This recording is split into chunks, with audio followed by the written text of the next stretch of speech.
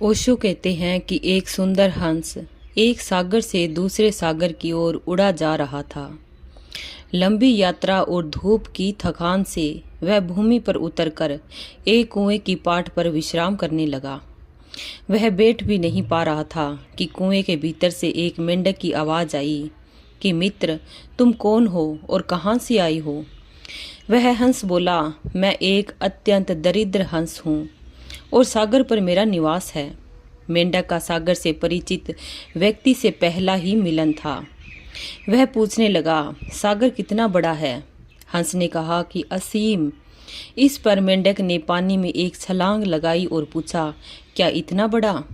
वह हंस हंसने लगा और बोला, प्यारे मेंढक, नहीं, सागर इससे अनंत गुना बड़ा है। इस पर मेंढक ने एक और बड़ी छलांग लगाई और पूछा, क्या इतना बड़ा? उत्तर फिर भी नकारात्मक पाकर मेंढक ने कुएं की पूर्ण परिधि में कूदकर चक्कर लगाया और पूछा, अब तो ठीक है, सागर इससे बड़ा और क्या होगा?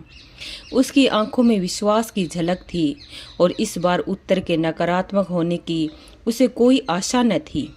लेकिन उस हंस ने पुनः कहा, नहीं मित्र, नहीं, तुम्हारे कुएं से सागर को मापने का कोई उपाय नहीं है। इस पर मेंढक तिरस्कार से हंसने लगा और बोला, महानुभाव, असत्य की भी सीमा होती है। मेरे संसार से बड़ा सागर कभी भी नहीं हो सकता।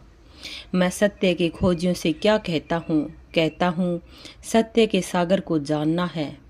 ओशो कहते हैं कि तो अपनी बुद्धि के कुओं से बाहर आ जाओ। बुद्धि से सत्य को पाने का कोई उपाय नहीं, वह अमाप है। उसे तो वही पाता है जो स्वयं के सब बांध तोड़ देता है। उनके कारण ही बाधा है। उनके मिटते ही सत्य जाना ही नहीं जाता, वरन उससे ऐक्य हो जाता है। उससे एक हो जाना ही उसे जानना है। तो दोस्तों, ये शीर्षक ओशो के भीतर की यात्रा से लिया गया है।